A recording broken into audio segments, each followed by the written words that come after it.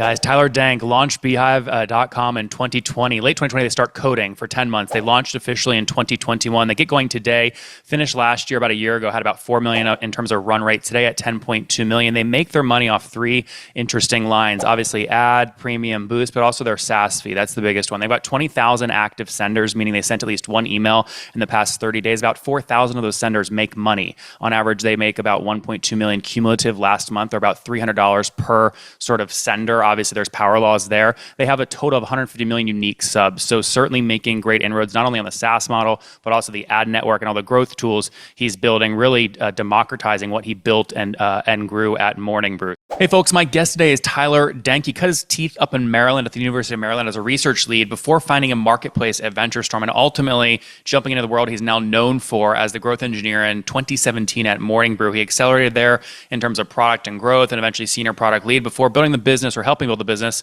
to millions of subscribers, 20 million bucks of revenue, and a $75 million exit before jumping then into Google and now launching his full-time focus, Beehiiv, I'll call it August of 2021. We're going to jump to the full story today. Tyler, are you ready to take us to the top? Yeah, that was a hell of a recap in 30 seconds. Great job. I appreciate that. Out of curiosity, Morning Brew is on a tear. You have this unique gene of being like marketer, but also you have an engineering gene in you. You write code. Why not stay at Morning Brew post-acquisition? Yeah, you said this was a short podcast, so very loaded question to get started with. But yeah, Morning Brew is amazing. I had an opportunity to jump in as the second employee, and I think you nailed it. I have an engineering background, growth mindset, understand marketing, understand business, and that combination of understanding how all of the pieces fit together and being able to build and code and understand how to build a polished product. That's kind of been my sweet spot in my career. So came into Morning Brew, amazing success story, learned a lot. The founders gave me a ton of room to run. But after 3.5 years, I'd say like that blank white page of like things to build, it was like already established. We had the newsletter, we had the ecosystem, we had the growth. And I've always had like a founder mentality where I just wanted more and ownership to be able to dictate what to build. So I think it served its purpose. I obviously wouldn't be doing what I'm doing today if it weren't for the Morning Brew experience, but was definitely ready to try something new. Well, it's great. Obviously, you build a product, you eat your own dog food. That by itself is a natural advantage getting into any new startup. You're now building Beehiiv, which is effectively a marketplace between publishers and advertisers. Anything you'd add to that sort of one-line overview? Yeah, I actually say that would be like the second line of what we're doing. The first is we are a SaaS platform for publishers, content creators, businesses to send email. So anything from Mailchimp, Constant Contact, Substack, like those are kind of the competitors. If you are sending email to your audience or to your customers, we are first and foremost a SaaS platform to send emails. What you hit on is actually the second part, which is we are building an ad network on top of the SaaS platform. So as someone who is sending newsletters to their audience, we have advertisers like Netflix, HubSpot, Monday.com, Betterment that are looking to reach these niche audiences of newsletters, and we help connect them. So you can send a newsletter with a premium sponsor without having a sales team. Tyler, you said last month on your website about 1.2 million paid out to newsletters on Beehiiv last month, which would have been, what is that, May of 2024 here. What was that exactly a year ago, that same number? Much smaller. So the ad network didn't really exist. The ad network was always something that we wanted to build, but you can't build an ad network with a few 100,000 impressions. We had to build a SaaS platform that was really good, that attracted newsletters to move over, which brought more email sends, impressions, and then demand from advertisers. So the ad network a year ago today did not exist. We also have a boost network, which is like co-registration, being able to, you basically get paid for recommending other newsletters. That also didn't exist a year ago. And then premium subscriptions has existed from the beginning. And that's when you can charge your audience directly $10 a month, $100 a year, whatever you want to do there. We actually launched with that feature. So that's probably what you would see on the website a year ago in terms of the volume of revenue we were driving for our users. And I want to get sort of the headlines today. I don't want to bury the lead and then go back and get this sort of origin story of you building the tool. What is the number one metric you're sort of focused on today? Revenue is easy, but is it number of publishers, number of email sends, impressions, something else? Yeah, revenue is easy because it actually means you do so many other things right? Like if retention is important to you, but a decrease in revenue will show that you aren't retaining users. or if a decrease or slowing of revenue shows that you aren't attracting the right users to adopt the platform and converting them. So revenue really is the North Star, but layers below that is volume of email, because we are building an ad network. So we need billions and billions of impressions, high quality impressions. Unique publishers, because we want different types of content being sent on the platform, from business to politics to sports to home goods, whatever you want to write about. We want like a very diverse ecosystem of different content creators and publishers creating content on the platform. But again, it all ties down to revenue. Slowing revenue means we aren't converting or we're churning, and those are things that we're actively looking to prevent. How many unique publishers are on the platform today, and how do you define unique? Yeah, so unique publishers is the amount we do active. So active publishers means that they have sent an email in the past 30 days. And so we have about 20,000 active publishers on the platform today. Wow. And then some publishers are part of like a collective of like what we call an org, or like an account, essentially. Someone might have multiple different newsletters under a single account. So the account is a bit less than that. But active publishers is about 20,000. Okay. And so active publishers means they sent, let's go down one more step down the funnel. Of the 20,000, how many of them made at least $1 last month through the ad network? It's a good question. So we have a metric around not just the ad network, but so we have 3 monetization methods that I outlined. The ad network is one, premium subscription, so charging directly your audience a subscription fee, and then Boost is the other. I believe right now we're at 20 to 25% of active users have monetized in the past 30 days. Our North Star is obviously going much higher than that, but it is a very nascent ad marketplace, as are the rest of our features. We're only 2 years old. So the fact that most SaaS platforms in the ecosystem are purely a cost. You pay them to send emails. They don't help you grow. They don't help you monetize. We help you grow with our growth suite. We help you monetize with the 3 ways that I just outlined. So the fact that 20 to 25% of our active users are earning revenue through our platform, I think is an incredibly positive signal.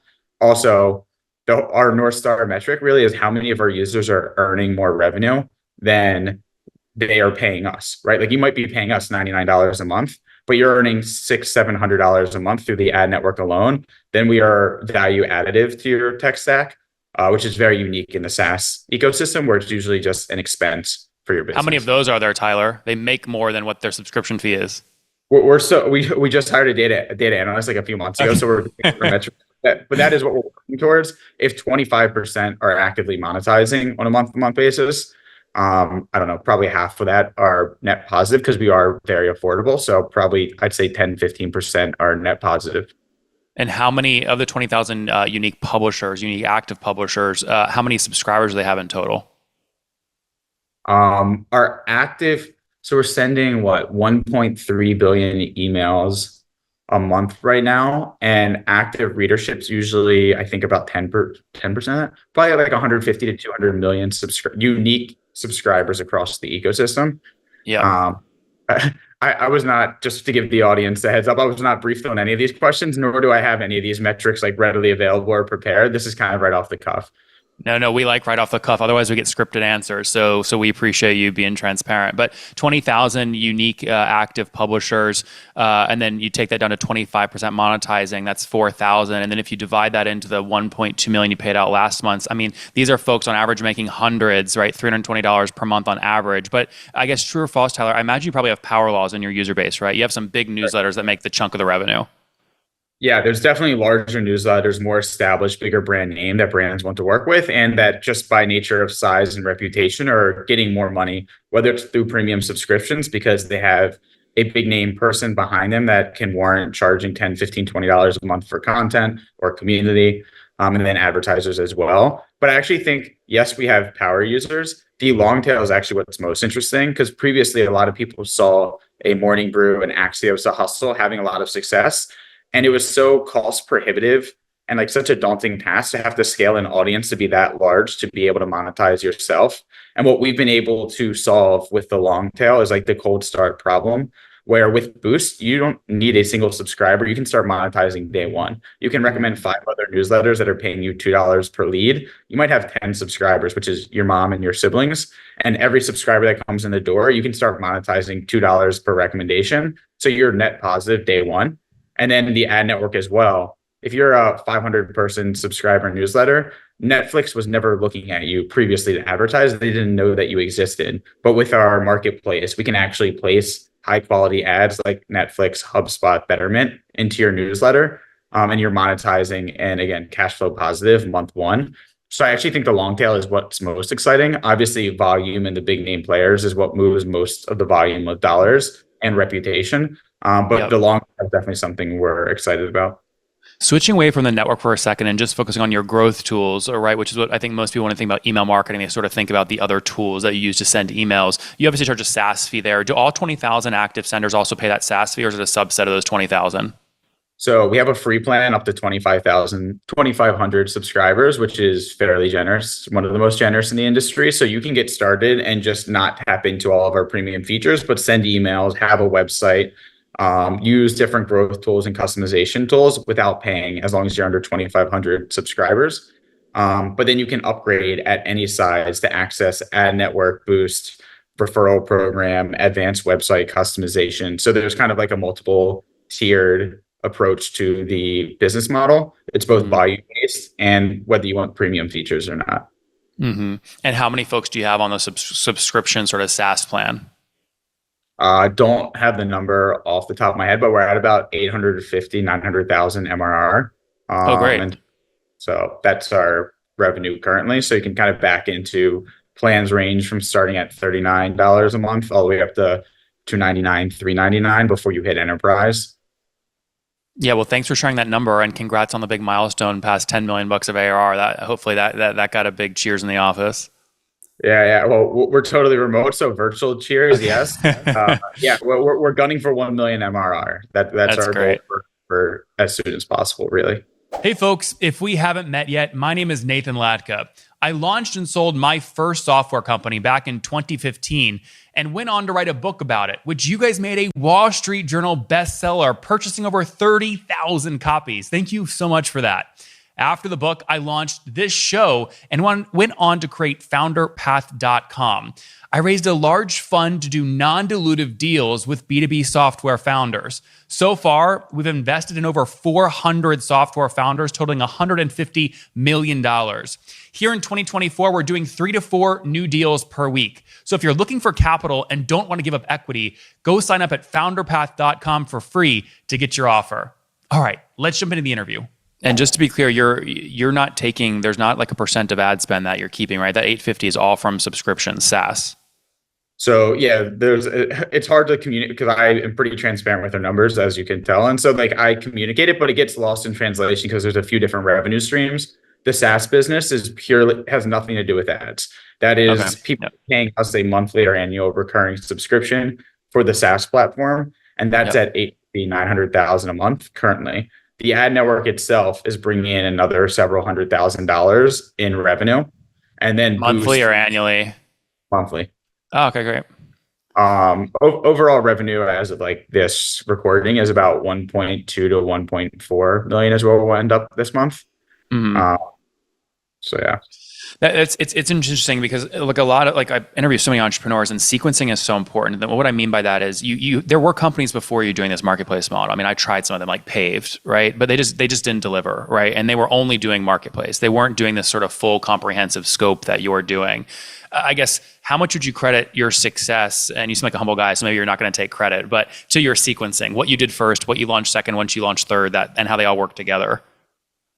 I would say that it's very intentional, right? Like I'm fully aware of Paved and the other marketplaces. One of Paved's competitors is SwapStack, and we actually acquired them last year. So like two-sided marketplaces in any medium have kind of existed for a very long time, where we benefit. And it's, again, granted, it's much harder what we're doing. We are building a SaaS platform first that can stand alone as the best SaaS platform for sending emails in the industry. Like that comes before marketplace, before network, before monetization. That is just, we can build a better platform with better creator tools, helps you build a website and helps you scale your audience with the right data that's enjoyable to use. And so that is already a very difficult problem to do in a competitive space like email. Then later, once we have enough impressions, but this was always the goal from day one, you just don't build it initially, was we were always going to layer on an ad network on top. which is a totally separate problem set. And it is very difficult from like where I stand to be able to optimize an ad network, but also make sure that the editor works perfectly well and the email automations go out perfect. Because like we are tackling two totally distinct problem sets on top of each other, and one doesn't work without the other. So startups are kind of hard as is. Kind of doing two startups at once in some capacity has been difficult. But I think the payoff and the network effects, if we can nail it, are much greater. A couple minutes left here. Some questions just on growth, since you're so transparent with the numbers, which we appreciate. If you're at 10.2 million ARR today, and that's just pure SaaS, right? If you go back a year ago today, what was revenue then? Yeah, great question. I don't have what is it, June right now? No idea. Probably 300, probably in the 250 to 300 range, I'd say.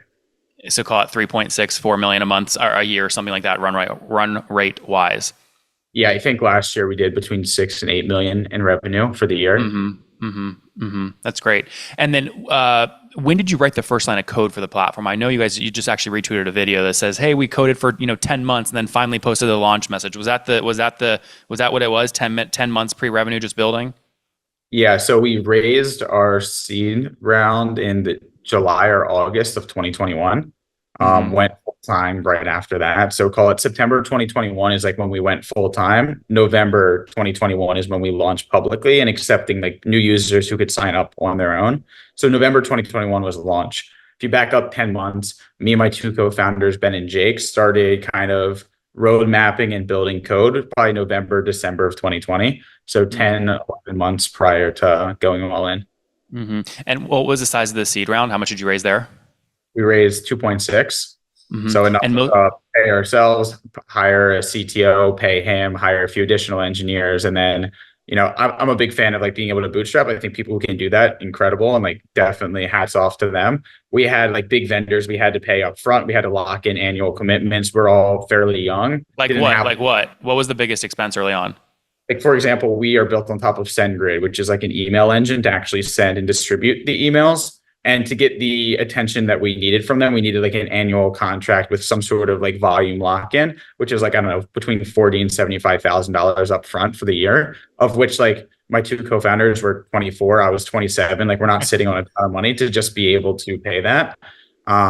So I do think the timing of entrepreneurship is always like fairly interesting where, if we had a successful exit previously and had a bit more capital, could we have done this bootstrapped, grown a little bit slower and been able to use existing capital rather than being venture backed? It's interesting. But I think it also is worth considering just how competitive of an industry it is and something to be said about not having to overanalyze every expense while we're trying to win market share. I mean, you were employee number 2 at Morning Brew, just not enough equity to see meaningful cash distribution when they were acquired for $75 million bucks. Enough to have a nice car, an apartment, and like a decent life, but not enough to be able to fund a whole second and like purchase and be able to pay like a CTO and everything else. So there's a difference, but early. Yeah. But I'd say the takeaway from that was there's a big difference between early employee money and founder money. Fair enough. And the seed rounds, 2021, most folks were selling, call it 15, 20% of the company. Were you sort of in that same range? No, we were closer to 10%. Oh, 10. Okay. Got it. And then you've raised more since then. When was the last round? Yeah. So we did, I can give you our whole funding background, 2.6 million in the summer of 2021. We did another 1.6, just like a seed extension in, I'd say, May of 2022, kind of like hey, we have product market fit. We need a few more hires. That was supposed to be it. I don't say that we're never going to raise again, but I've been wrong 3 times. We raised a 12.5 million Series A in the summer of 2023. And then we just raised a $33 million Series B led by NEA in March of 2024. So most people say right now it's crazy time to raise that equity. Were you able to get it to a valuation you liked, obviously, in the Series B? Yeah, so the valuation's actually public. So it was 225. So I care less about valuation, more about ownership, having enough capital to build the business. But yeah, we did. I was say ownership is driven by. I mean, that's 15% dilution, right? So you can care about ownership. But obviously, when you're doing the capital raise, you got to make sure you put yourself in a position to not lose control of the business, right? Yeah, I think when ownership's probably overset in terms of like the different layers of ownership, there's ownership of like raw percentage of the business that you have outstanding. And then also like who controls the board, who has like the rights to be able to make the core decisions, of which we are in control of the business still. That's great. That's great. Anything before we wrap up? Anything you want the audience to know that we haven't chatted about already? No, I'm super impressed with how quickly you're able to run through everything in 15 minutes. That was great. We got to get back to the gym. You know how it is, man. So let's wrap up here with the famous five. Number one, your favorite business book. Favorite business book. Honestly, it may not be a business book, but Thinking Fast and Slow is more of like a psychology book, and I think applicable to business and everything else.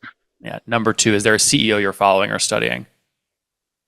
No, but I really admire Brian Chesky. Mm-hmm. Number three, besides SendGrid, which online tool do you pay the most money for? Probably something boring like AWS, Heroku, just like infrastructure, ClickHouse, something like that. Number four, how many hours of sleep do you get every night, Tyler? I prioritize sleep between 7 and 8. That's great. Yeah, great. You said earlier, I hope you don't mind me sharing this, because on a rest day, which is the third Friday of the month, which is awesome. Nice balance. Yeah, we do. I picked that up from when I was at Google during COVID. They did like one every like few months, but we have a monthly wellness day. The third Friday of every month is a day off, so 3-day weekend. So yeah, that is today. 8 hours of sleep. And how old are you today? 30. 30 years old. And situation, married, single, kiddos? Single, no kiddos. Well, have a girlfriend, but I guess like as a tax filing, that's single. Yeah, fair enough. I love that that's your default. It's like, according to the government, my tax filing. I just talk to accountants and everything else, so like I'm not used to saying like I'm in the mind of saying single. But yes. Yeah, fair enough. Fair enough. Last question. Something you wish you knew back when you were 20. It's a great question. I actually wouldn't even say something that I would change or something that I learned, but I would actually double down on moving to a big city and getting to meet people. Now I live in Los Angeles. I stay in my room and work all day. But being in New York in my early 20s, being able to meet people at work, networking, happy hours, everything else, I've met such an incredible group of people that has helped propel my career forward. So remote is amazing. I'm the biggest advocate of remote work, but I think if you can get to a city and even make the time to network yourself, you probably wouldn't regret that. Guys, Tyler Denk launched Beehiiv.com in 2020. Late 2020, they start coding for 10 months. They launched officially in 2021. They get going today, finished last year, about a year ago, had about 4 million in terms of run rate. Today at 10.2 million. They make their money off three interesting lines. Obviously, ad, premium, boost, but also their SaaS fee. That's the biggest one. They've got 20,000 active senders, meaning they sent at least one email in the past 30 days. About 4,000 of those senders make money. On average, they make about 1.2 million cumulative last month, or about $300 per sort of sender. Obviously, there's power laws there. They have a total of 150 million unique subs. So certainly making great inroads, not only on the SaaS model, but also the ad network and all the growth tools he's building, really democratizing what he built and grew at Morning Brew. So Tyler, appreciate you, man. Thanks for taking us to the top. Yo, thanks for having me.